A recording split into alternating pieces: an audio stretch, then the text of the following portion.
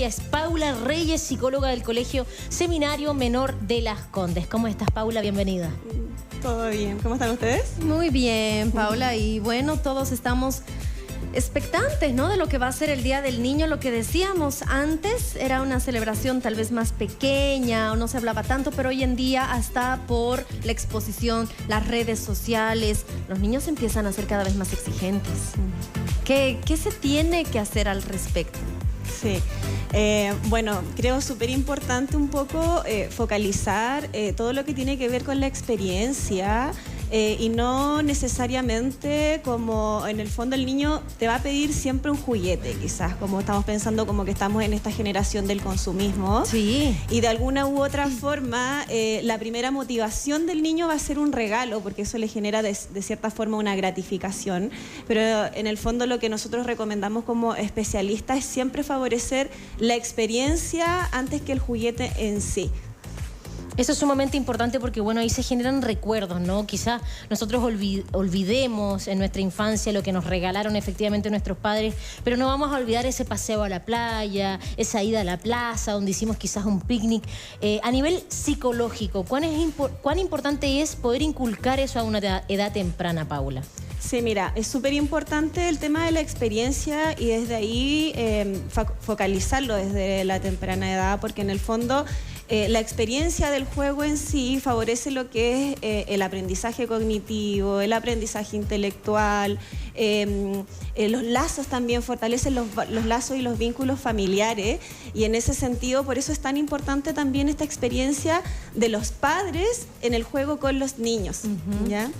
He visto una publicidad, no voy a decir de qué obviamente, que decía, lo que más valoran los niños es tu tiempo con ellos, no solamente el entregarles un juguete. El niño con el juguete no va a hacer nada, lo que ellos van a recordar finalmente es que los padres puedan jugar con ellos también.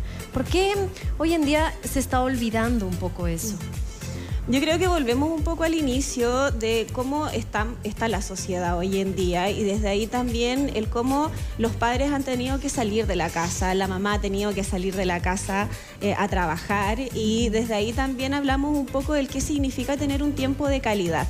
Ya, porque en el fondo el tiempo de calidad no necesariamente implica tener tanto tiempo con el niño, sino que el tiempo de calidad puede ser 30 minutos, una hora, pero que en el fondo haya una conexión real donde el padre esté atento a las necesidades en ese momento de ese niño y pueda vincularse solamente con él y quizás también libre de otras distracciones.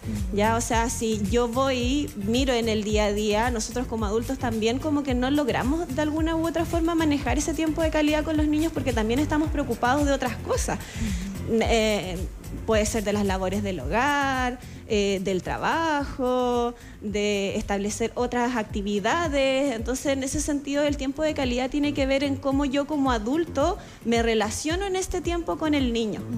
¿Ya? Paula, vi un video a través de las redes sociales que se viralizó, que figuraba un padre y un niñito, me imagino que tuvo que haber sido 3, 4, 5 años aproximadamente, y mostraba la diferencia en la interacción entre ellos cuando el papá estaba con el celular, que es algo que solemos hacer desde que llegamos a la casa y desde que estamos todo el día con él casi pegado con el aparato. Y luego mostraban cuando este papá le daba toda la atención a este niño y cambiaba, o sea, cómo el niño se comportaba, estaba más contento cuando el papá estaba así en el celular y se notaba mucho más cabizbajo cuando estaba, digamos, hipnotizado por el celular. Esto, ¿por qué lo quiero llevar al panel? Porque me parece que es algo súper cotidiano, que todo el mundo hace, pero ¿qué impacto puede tener a nivel psicológico en un niño? Puede ser a nivel de empatía, por ejemplo, de comunicación. ¿Qué mensaje le estamos entregando cuando estamos todo el momento pegados al celular? Primero es importante tener en consideración que el adulto siempre va a ser el modelo. Entonces, de alguna u otra forma, el aprendizaje que yo le tengo que entregar al niño tiene que estar ajustado al modelo que yo le estoy entregando. Entonces, de alguna u otra forma, ¿cómo yo le voy a pedir a mi hijo que se logre comunicar de manera asertiva si en realidad yo tampoco lo estoy haciendo en el día a día con él? Porque quizás estoy preocupado o ocupado de otras cosas que quizás son más interesantes para mí como adulto. Entonces, en ese sentido, cuando hablamos de nuevo y volvemos al tiempo como de calidad, es importante también el cómo en ese tiempo de calidad el adulto va generando un vínculo con ese niño, va generando un apego seguro con ese niño, y ese niño también es receptor de todo el cariño, y desde ahí se genera todo lo que es la empatía, la seguridad, el autoestima, el sentirse reconocido, el sentirse valorado también dentro de la propia familia. Y bueno, también pasa que los compañeritos, los niños, se comparan entre ellos. A ella le regalaron un iPhone, porque hoy en día los niños ya piden eso, ¿cierto? ¿Qué me van a regalar a mí? ¿Por qué a mí no me regalaron eso? ¿Cómo hacerle entender a un niño o a una niña que en vez de hacerles un regalo, los van a llevar al parque, van a dedicarles muchas horas, les van a dar tiempo, pero a sus amiguitos les dieron regalo y a ellos no? O algo más simple, por ejemplo. Creo que también es una oportunidad también para el niño de aprendizaje, sobre todo el cómo tú toleras la frustración y cómo se genera también una conversación y reflexión a partir de la frustración que está sintiendo el niño por no haber recibido ese regalo. Creo yo que en ese sentido es una oportunidad el sentir esa frustración para también aprender a manejarla. O sea, está bien que la sientan. Sí. Porque les va a enseñar a lo largo de sus vidas. Exactamente. Y cómo la toleramos también y cómo la manifestamos, porque de alguna u otra forma también habemos adultos que nos frustramos y a veces tampoco toleramos. Entonces es un aprendizaje que parte desde la primera infancia. Por ahí también había escuchado el dicho que no hay sentimientos que sean negativos para nuestra existencia, porque por lo general la ira, la rabia, puede ser que la misma frustración la tomemos como sentimientos que no deberíamos vivir, experimentar. Frente a eso, conocemos que tú tienes una labor a diario en un colegio. ¿Qué es lo que a ti más te toca ver en la sala de clase? Mira, en el día a día lo que más aparece tiene que ver con términos como más de desregulación emocional, donde los niños manifiestan síntomas conductuales, emocionales, y no logran como entender qué es lo que les está pasando, por qué están sintiendo lo que están sintiendo, y desde ahí viene todo como el rol de la contención emocional. Y la contención emocional se genera también a partir del vínculo que tú vas generando en la sala de clase con ese niño o con esa niña. Y bueno, estábamos hablando un poco de desconectarlos del mundo tecnológico, que en realidad hoy en día es totalmente necesario, ¿no? No podemos hacer que no sean parte de este avance. Pero ¿por qué es bueno desconectarlos un poco? ¿Por qué es bueno hacerlo? ¿Por qué es bueno que no pasen tantas horas frente a una pantalla?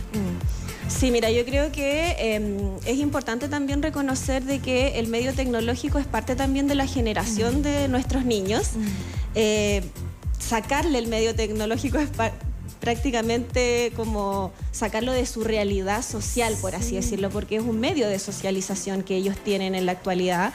Pero también es importante como ubicarlos como en la realidad, porque en el fondo la interacción social tiene que ver con interactuar con otros en el día a día, interactuar con otros a través de la comunicación, generar quizás otras competencias como la empatía, el ponerse en el lugar del otro. Entonces, en ese sentido, es súper importante que los padres puedan supervisar en el fondo a los niños en cuanto al tiempo que pasan también con los medios tecnológicos. Paula, mencionabas que era sumamente importante la contención emocional. Me imagino que no podemos dar por hecho, por sentado, que todos los adultos manejan efectivamente una comunicación emocional correcta o eficiente. ¿Qué recomendaciones le darías a esos padres que quizás no saben cómo abordar el mundo emocional de su niño o niña? Sí, mira, me han hecho esta pregunta y parece sencillo, pero no es tan sencillo. Primero, frente a una desregulación o frente a la contención emocional de un niño o de una niña, es mantener la calma. Porque me ha pasado en la experiencia que al momento de contener llega un otro que quizás no conoce sobre temas de contención emocional y pareciera ser que la reacción del adulto es mucho más efusiva que la reacción del niño. Entonces eso también genera que el niño sobrereaccione quizás a esa experiencia que está viviendo. Porque lo ve, porque aprende de lo que ven. Exactamente, porque también funcionamos a través del modelo con el otro, sobre todo los niños. Entonces es súper importante mantener la calma, la escucha activa. Si un niño, por ejemplo, está pasando por una desregulación emocional que tiene que ver quizás con una manifestación de rabieta, de enojo, no le vas a dar explicaciones porque no te va a entender nada. Entonces es súper importante en ese momento, primero escuchar, calmar para después quizás reflexionar en torno a lo que sucedió, lo que pasó, lo que sintió y por qué lo sintió. ¿Y qué pasa si más bien uno en el Día del Niño quiere darle todo?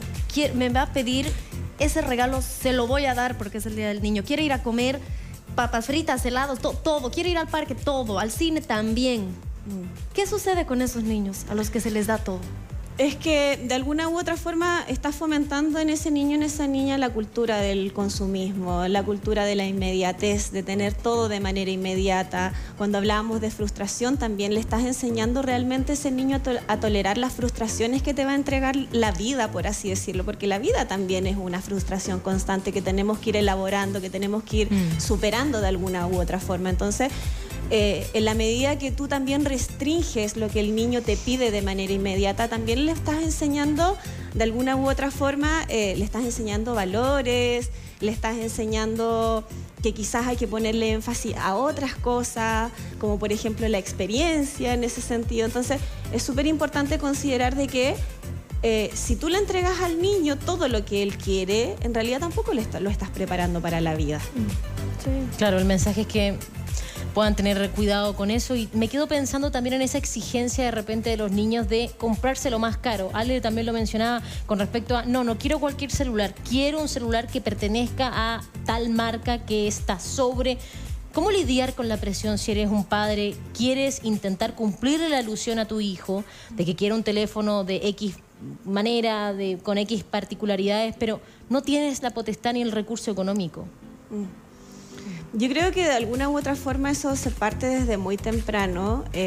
Un niño ya más grande, es decir, no sé, desde los 8 años, 9 años, que puede estar pidiendo un celular, también ya tiene un pensamiento medianamente desarrollado para poder entender estas explicaciones del por qué quizás yo no te puedo regalar ese celular que tú quieres en este momento. Entonces, en ese sentido es súper importante la explicación a los niños, más que decir un por qué no, sin ninguna respuesta que le haga sentido a él o a ella. ¿Y qué pasa si tenemos adolescentes en la casa que para algunas cosas ya se creen bien grandes, bien adultos, pero para el Día del Niño también están pidiendo regalo? ¿Hasta qué momento o cómo se corta eso? No. Acá ya no hay regalo ni premio por el Día del Niño. Es que claro, también un poco preguntarnos ¿hasta qué edad somos niños? También, porque uno siempre es el niño de los papás, ¿no? Yo soy la niña de mi mamá. Exacto, digamos, o sea, yo creo, a mí todavía me regalan para el Día del Niño, ¿no? ¡Qué suerte! Yo ya no recibo nada para el Día de la Niña, nada. Bueno, con el adolescente puede que sea más complejo, porque el adolescente ya tiene la capacidad de refutar lo que tú le estás diciendo, de quizás un poco tiene la comunicación un poquito más desarrollada. Pero en el fondo, volvemos, o sea, si tú empiezas a trabajar eso desde el inicio, desde una etapa mucho más temprana, el adolescente ya va a ser capaz de entender y comprender el por qué quizás yo no te puedo regalar lo que tú me estás pidiendo. O algo simbólico, tal vez, ¿no? Un regalo simbólico, como para tu niña interior, digamos, una cosita así, más que un computador, digamos. No sé. Claro. Sí, y ahí es súper importante también como ponerse creativo como adulto, como quizás como esta vez vamos a planificar una actividad distinta, quizás vamos a aprender una receta nueva, vamos a cocinar tu plato favorito, o vamos a ir quizás a hacer al aire libre alguna actividad que a ti te interese. Es súper importante también focalizarse en el interés del adolescente o del niño o de la niña, porque muchas veces a veces hablamos con los padres y es como, no, es que él no quiere ir a ver el fútbol conmigo el día domingo. Sí. Pero al niño no le gusta el fútbol. Entonces es súper importante también como hacerse la pregunta como adulto, ¿qué le gusta a mi hijo? ¿Qué quiere mi hijo? ¿Qué le interesa y qué le apasiona? Y de ahí ya te vas a entregar muchas luces de qué podemos hacer en conjunto. Me quedé pensando con respecto a eso que tú mencionas. Quizás muchos padres se ven reflejados en lo que podrían querer sus hijos, pero en realidad no se toman el tiempo de preguntarles directamente qué les gustaría hacer, ¿no? Sí. Y a veces también me pasa que los padres, con el poco tiempo que tienen, quizás a veces no conocen tanto a sus hijos. Yo me cuestiono todos los días eso, como realmente conoces lo que quieres, sabes qué quiere y cuándo lo quiere. Y también como esa cosa de, volviendo al tiempo de calidad, como a veces los padres, en su insistencia de querer estar con los hijos, pareciera ser que ese tiempo están, no cuando ellos lo necesitan. Entonces con el adolescente es el juego de, el adolescente te pide el tiempo que necesita cuando lo quiere, y normalmente son situaciones donde quizás se sienten más solos, más aislados, están teniendo algunos conflictos, pero cuando el papá está como encima todo el tiempo, el adolescente lo va a rechazar. Sí, es cierto. O cuando quiere estar de golpe, ¿no? Exactamente. ¿Hay culpa también? ¿Hay más culpa hoy en día por parte de los padres, ya que no tienen tanto tiempo para dedicarles a sus hijos? Entonces me imagino que en el Día del Niño voy a aprovechar como para, ¿no?, tapar todas mis culpas y todas las faltas de tiempo que no tengo en un día, y lo voy a premiar ese día. Sí, sí. De hecho, yo creo que es algo que ocurre bastante dentro del seno familiar, y sobre todo cuando compenso ese tiempo que no paso contigo y lo compenso material. Yo creo que también está ahí el cómo yo voy a compensar ese tiempo que no tengo, y si necesariamente eso material va a dejar una huella en ti. ¿Cómo poder enseñarles desde pequeños que igualmente si el papá o la mamá logra comprarles un premio material, sea por una razón, sea porque, no sé, ejemplo, les fue bien en sus notas, terminó el curso de no sé qué, etcétera, como la sensación de merecer algo en particular? Porque si estamos premiando a nuestros hijos porque sí, pero si nos vamos al reflejo de sus notas y no le ha puesto mucho empeño, no le ha puesto muchas ganas, estar tapando ese tipo de situaciones con bienes materiales, en el fondo es premiar algo que no es premiable. No sé si me explico a dónde quiero llegar, Paula. Sí. Bueno, en el fondo cuando estás premiando algo que no es premiable, estás reforzando también una conducta que puede ser incluso negativa, que no es lo que tú esperas de tu hijo. Entonces ahí es súper importante, sobre todo en la etapa adolescente, cuando ya se puede negociar con los adolescentes, llegar a un acuerdo, por ejemplo, es previamente conversarlo, ¿ya? Y que también ese refuerzo, por así decirlo, o ese premio o esa consecuencia positiva también tenga que ver con algo que quiere ese niño, esa niña o ese adolescente, para que realmente se convierta en un refuerzo, por así decirlo. Bueno, y todos los padres, madres quieren darles lo mejor a sus hijos, y muchos también se estresan en esta época, porque lo que tú decías, de repente no tienen los recursos económicos para poder hacerlo, o poder regalarles lo que ellos están pidiendo, o llevarlos a algún lugar que ellos piden. Hay actividades gratuitas incluso, ¿no? Averiguando en las comunas, siempre hay algo que se pueda hacer para que no sea un tema de preocupación y de estrés también para ellos. Sí. Sí, yo creo que ahí juega un papel importante también el acceso a la información y cómo nosotros también accedemos a esa información en busca de otros panoramas. Panoramas que pueden haber dentro de la comuna o dentro de la región, y que efectivamente son panoramas que son gratuitos y que pueden ser también motivadores para ellos. Sí. Mencionabas que solías encontrarte con la realidad que muchos padres, madres no conocen a sus hijos. Y puede sonar una pregunta súper obvia, pero ¿cómo puedo empezar a darle tiempo de calidad a mi hijo, hija, para verdaderamente conocerle? Va también a depender como de la etapa del ciclo de este hijo, de esta hija. Primero, como saber involucrarte quizás en esas cosas que a él le gustan. Por ejemplo, no sé, pues si hablamos en este caso de... me pasa, por ejemplo, con estos niños que tienen como ciertos intereses asociados, no sé, a la cultura como más japonesa, al anime. Y de repente me encuentro que, claro, como que tienen como esta tendencia a leer los mangas. Ah, perfecto. Y de repente hay como libros que generan como ciertas sensaciones, percepciones en ellos. Y yo primero le pregunto a los papás cómo saben lo que está leyendo su hijo. ¿Saben qué contenido está consumiendo en este libro? Y porque hay mangas y mangas. O sea, hay contenido que probablemente sea para adultos también. Exactamente. Entonces, como el videojuego, como ¿sabes de qué se trata ese videojuego? Sí. ¿Por qué no permitirte tú también aprender a jugar ese juego y ver qué contenidos que está consumiendo tu hijo a través de ese videojuego? ¿Qué es lo que te está enseñando ese videojuego? Te está enseñando quizás el trabajo colaborativo, el trabajo en equipo, te está enseñando quizás, te está dando acceso a la violencia. Entonces es súper importante como también tú tener el interés de aprender de lo que a tu hijo o tu hija le interesa. ¿Y hasta dónde es demasiado invasivo, tal vez, meterse en los juegos de los hijos o en los videojuegos? Es como que cuando ya son adolescentes o preadolescentes ya ni siquiera lo permiten. Claro. Creo que esa pauta te la va a ir dando el propio adolescente. Te va a ir dando como en el fondo como la capacidad de entrar un poquito más allá y también te va a poner el límite. ¿Ya? Pero esa pauta yo creo que te la va a dar tu hijo propiamente tal y va a depender también de su individualidad.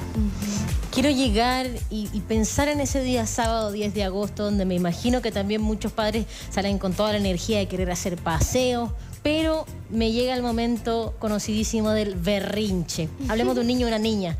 ¿Cómo lidiar con eso, con la presión pública, que te están mirando, que quizás en la casa tú tienes una manera de comunicar y dialogar con tu hijo, pero ya a vista y diestra del resto de las personas tienes que cambiar un poquito la manera en la que te estás comunicando? ¿Cómo poder eficientemente, desde un punto de vista psicológico, abordar un berrinche?